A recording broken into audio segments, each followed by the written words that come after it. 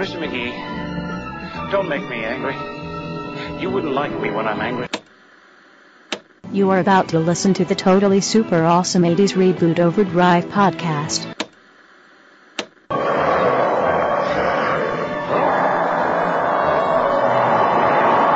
This podcast is our fan tribute to the Incredible Hulk TV show. Be advised that has been exposed to radiation and we caution to listen at your own risk. You have now entered GammaCast.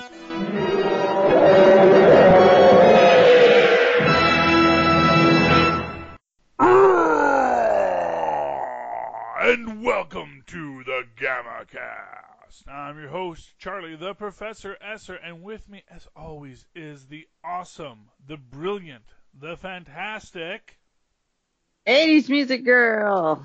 That's her. Yes. So glad to have you back again, 80s Music Girl. Tonight's Thank you, episode, The Incredible Hulk, Season 4, Episode 12.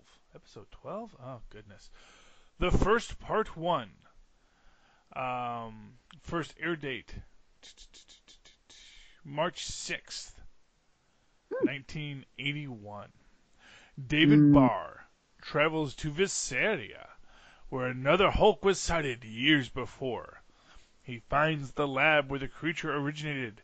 A man claims to have been the first Hulk, and most importantly, to have a cure. Directed by Frank Orsatti, writers were Kenneth Johnson and Andrew Schneider. This is an interesting episode, to say the least.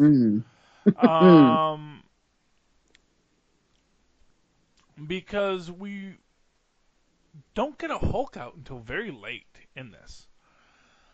And first, before any of that, we actually get just a random murder mystery. It opens up with, of all things, a group of teenagers traveling down the road at unsafe speeds. During a storm. During a storm, yeah, with no seatbelts in the car. Absolutely. But, fortunately, they, even though they ram head-on into a tree, man, I guess these, 1970s sports cars, they were made out of sterner stuff. Yeah, they were. Unfortunately, their engines were a bit crap, but, yeah, you hit a tree, your engine dies, what can I say? Yeah, well, I don't know if engines normally survive trees in this day and age either. It's, as my mom always said, the tree always has the right of way. Yes. If you see the tree, your mom's a very wise woman. Even if it's coming right at you, you stop, you let the tree pass. Yeah, absolutely. We had some very neat characters here. Harry Towns, of course, plays Del Fry, and Harry Towns has been in just about everything. He is an actor with credits as long as your arm. Going up until 1988 and starting in 1949. So wow. Yeah, the guy has had a long career as an actor. But you know who I was most excited by in this? Although not until I was excited by him. And that is Dick Durock. Who is he? Who is he? Dick Durock is the actor who plays the first Hulk. Right, that I knew. Yeah, I just didn't know who he was. Yeah, well, he does a lot of big guy characters and a lot of things. He's been a thug. He's been a guy named Ivan. He's been henchman and for two. Yeah, he's been a lot of guys. But what really fascinated me as I went through his IMDb, not only is he Frey's creature, but he also played the Swamp Thing. Did he? Yes, he was in the 1990s version of the Swamp Thing as the Swamp Thing. So he's doing the physical body of the Swamp Thing. He is in the I'm trying to find it here. Oh, he's also in a bunch of episodes of The Fall Guy and a lot of things like that. He also does a lot of stunt work. I'm trying to see where he was here.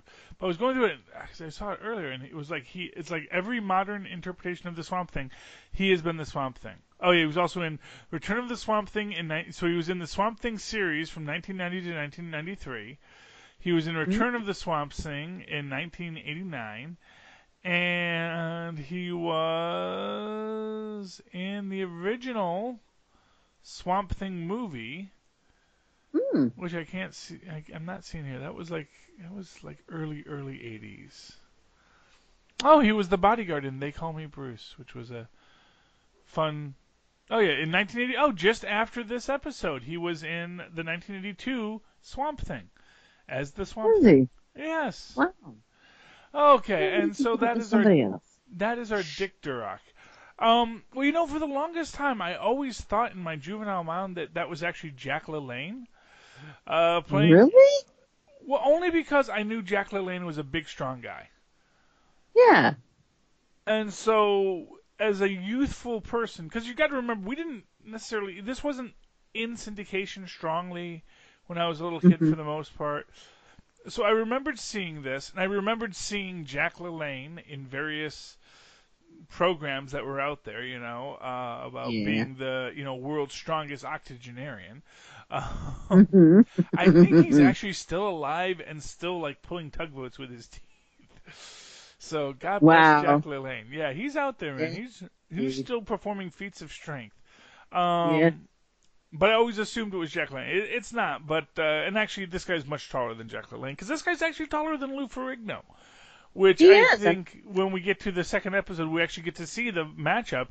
And, I was watching it with my son, and he makes the point. I was like, he says the Hulk is bigger with the muscles, because Lou Ferrigno is bulkier, but the other guy's taller. So it's a nice little variation between the two types of Hulks we see. Yeah.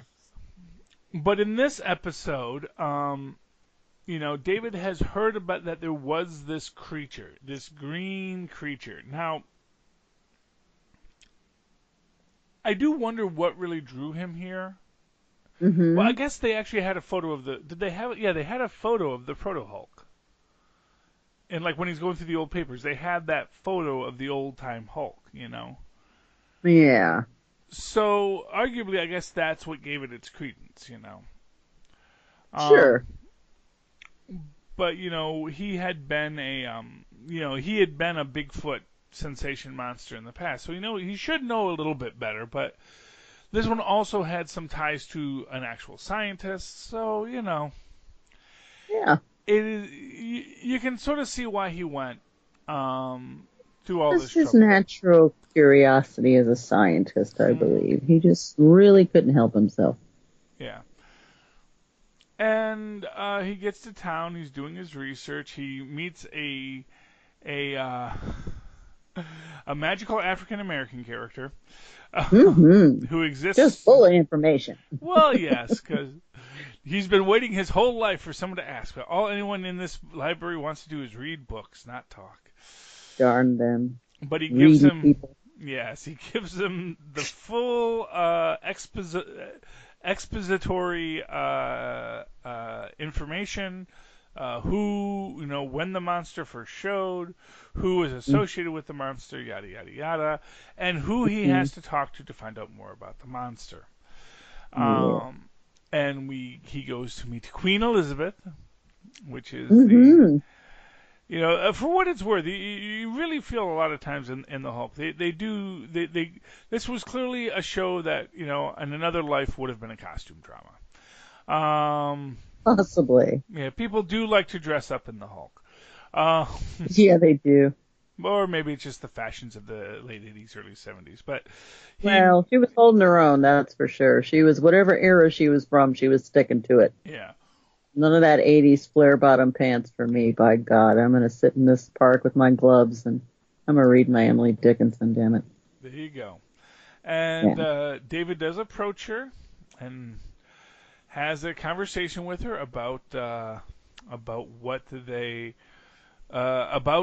Colvin, And Dr. Clive, you mean? Oh, Dr. Clive, yes. I'm thinking Jack Colvin.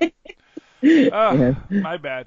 He's in there, but not quite yet. Yes, not quite yet. But Dr. Clive who, um, was the scientist, and then we see these two young men who clearly do not have jobs at this point in their story. No, they don't. They're very hostile too. Oh, well, they were clearly troublemakers. Honestly, there are times where you think there might be something in the water in this town.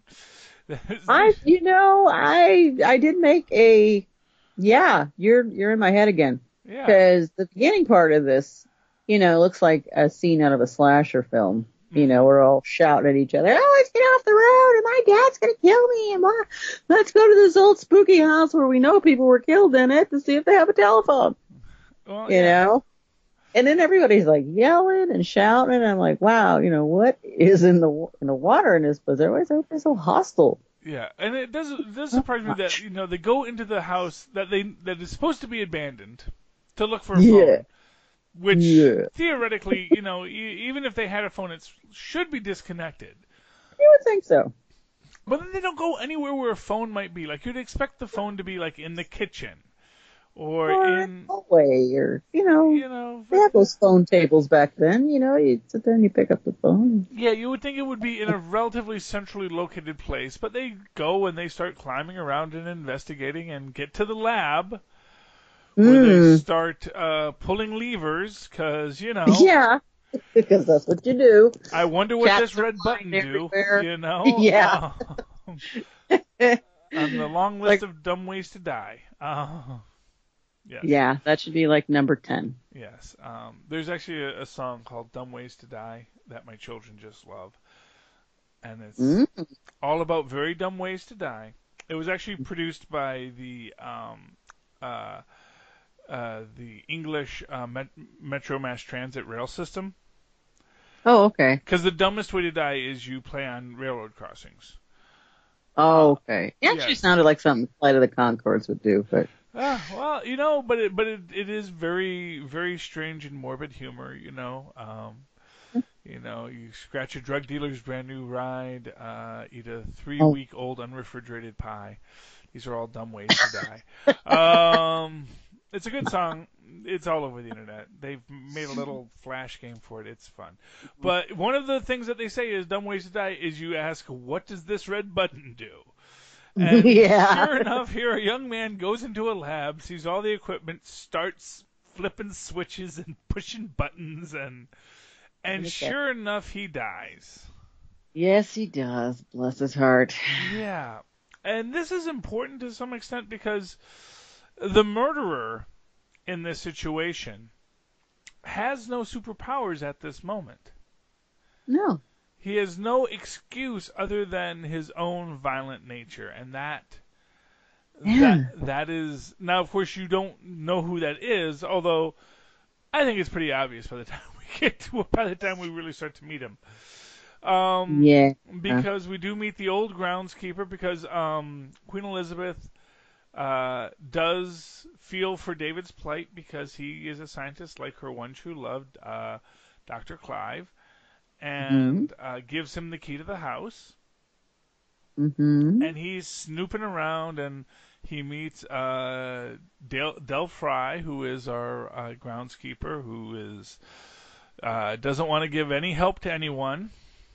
And then again, our two teenage troublemakers show up again. Because what saved David the first time was the sheriff showed up. But here they're going to go harass David and young Mr. Fry, or old Mr. Fry himself, again. Yeah. And, of course, this leads to David falling down a well. And once he is out of sight, we know what happens next. We get a Hulk out. We do. And we get two young thugs thrown a great distance. One has a bag of flour thrown on him. Which, again, it's impressive that doesn't cause more damage, but I'm guessing. Yeah. Well, you assume the Hulk did like a glancing collision with it. He knew it would knock him down, and but the forward momentum would be, would the be flour angular. bag was only set to stun, so yeah. Essentially. So so the boys run off, and then the Hulk runs off. Oh no, the boys don't run off because they got knocked out, but they get away eventually Yeah. because the Hulk runs off as he does because Yeah. he's a Hulk and he's very confused. Mm-hmm. But our Del Fry chases him down. Yeah. And guides, and this is one of the things I thought was most interesting is that the Hulk is in a completely calm state, but stays the Hulk all the way back to the house. Yeah. You know, you would think I was expecting you to be like leading in, actual torn shirt David. No, Mm-hmm. it's like No. no, it's still the Hulk hanging out. Being a Yeah. very gentle Hulk, one might point out, And then once he's at the lab, he turns back. Yeah. I think they did that on purpose. I think this is just me spitballing here, but Mm-hmm. I think they wanted to see the stark contrast between the two. Yeah. That even though David's, Hulk-induced transformations are fueled by rage, he knows how to turn it off. Yes. He has enough wherewithal to turn it off where, not to spoil anything for anybody, but the first Hulk is just completely fueled by rage, period. Yes. And he has no filtering system. And not for nothing, we do realize that Dr. Clive really needed a better test subject to work Oh, with here. definitely. This was Yeah. like the This guy's worst got guy. anger from like a long time with people picking on him and bullying him and all of that. So yeah, Although, for what it's worth, as the character of Bruce Banner in the comic books has evolved over the years, as I see Del Fry, I see him much more in line with how they've depicted Bruce as this man who was abused as a young person, who is frail and sickly and weak, and that's why he turns into the Hulk.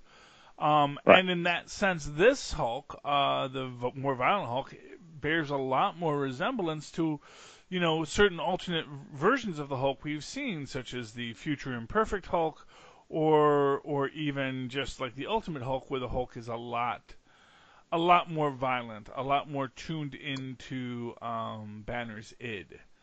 And I think that meets this Hulk very similarly because this Hulk has killed people, literally ripped people apart, and that is a horrifying idea. Yes. Anyway, so David is talking to our groundskeeper, who explains to him that he used to be a Hulk, and how becoming the Hulk healed him.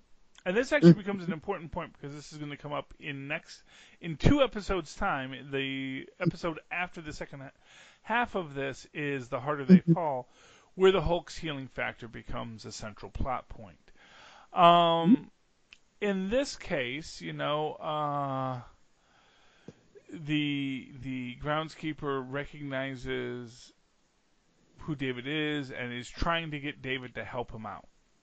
And what I thought was, and this was an interesting thing for me because, so the groundskeeper basically tells David, well, I know where the extra books are, so I can give you the extra books. And he says, and I guess the doctor didn't write down enough of the details of his cure. So in the journal, it doesn't say, 2 parts, saltpeter to 1 part dihydrogen monoxide. It's it's just says, but it does give him the warning that he feels that because of the subject's nature, the Hulks are far more dangerous. Yeah. And so that's our first warning. Yeah. But the Hulk does tell him, Fry does tell him that, hey, here's what's left of the cure. Yeah. And this is how this whole works. And, what's interesting to me in this whole thing is this idea that, Fry has kept the machines running all this time. He's kept everything tip-top and ready to go. And what we see is that all he had to do was actually just turn the machine on and expose himself to the gamma rays, and he could be a Hulk again. Yeah. But he never did this. And part of me is always thinking, well, why? Why? Uh-huh. And there's what I've sort of developed as my fan theory. Yeah. He needed the scientist to come in and tell him how the system worked. Because he might have thought, oh, yeah, it's the gamma rays or it's the machine, but I don't really know the mechanism. I don't really know what's going on. I don't know if this is really going to work. And he gets David to come there, gets David to be enticed by the idea of a cure. And then Fry says to David, before you cure yourself, you have to help me too. You've got to let me become a Hulk. Right. Because I want to be healed again. Because he makes the point earlier that, when he was a frail and sickly child, turning into a Hulk got rid of all of his problems. He suddenly he suddenly was no longer sickly. And that's important.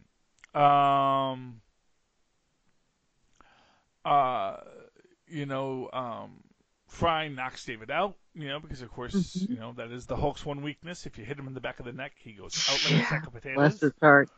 Yeah. And he turns on the machines to expose himself, and he's lying there getting all gamma rayed up. David does come to, realizes what's going on, goes to turn off the machine, and the Fry just starts screaming, no, no, no, don't take this away from me, and then he hulks out. Yeah. And this, I think, is important because it gives a great parallel into the next episode. Yeah. Of what makes you mad enough to hulk out.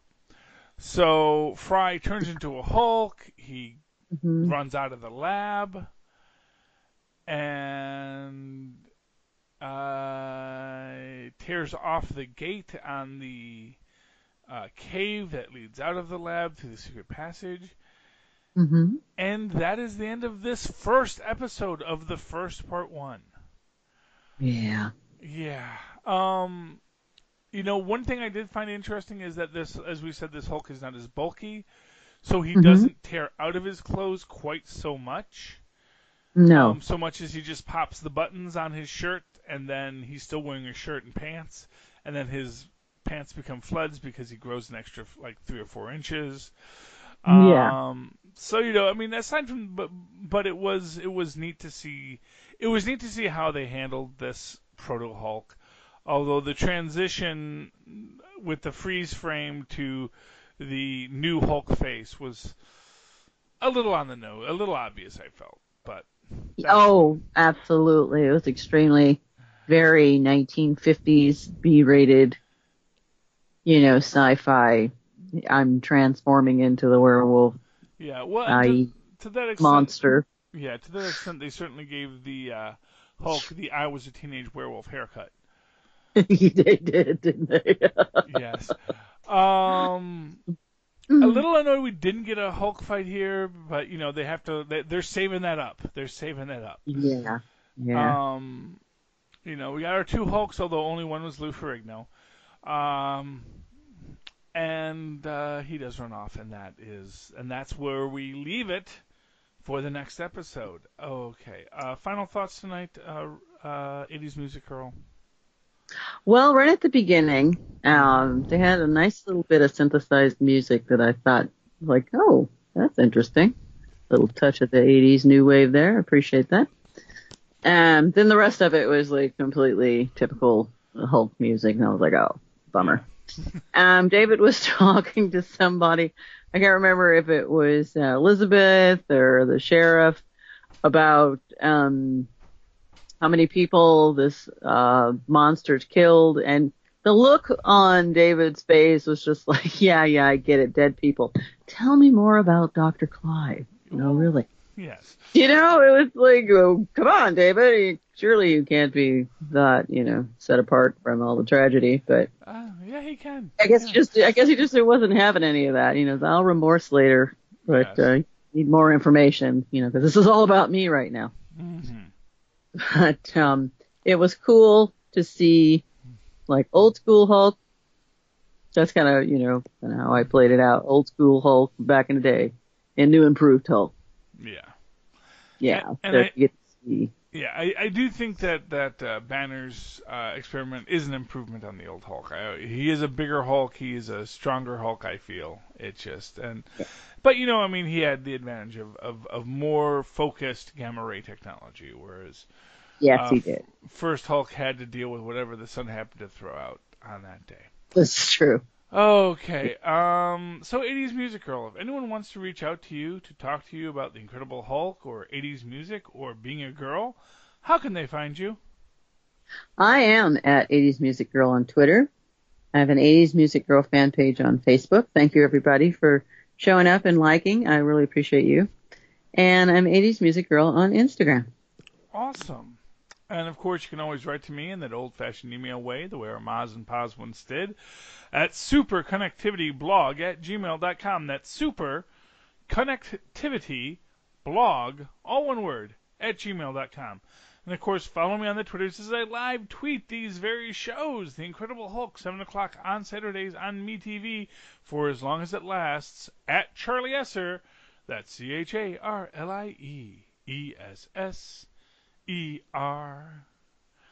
Thank you for joining us, ladies and gentlemen. Thank you for hulking out with us. Please hulk out with us again. Roar! We hope you've enjoyed this show. This podcast is part of the 80s Reboot Overdrive channel on Southgate Media Group. You can follow us on Facebook on the 80s Reboot group page. We're also on Twitter and Tumblr at 80s Reboot. We invite you to check out all the wonderful podcasts and blogs available at southgatemediagroup.com. And thank you for reliving the 80s.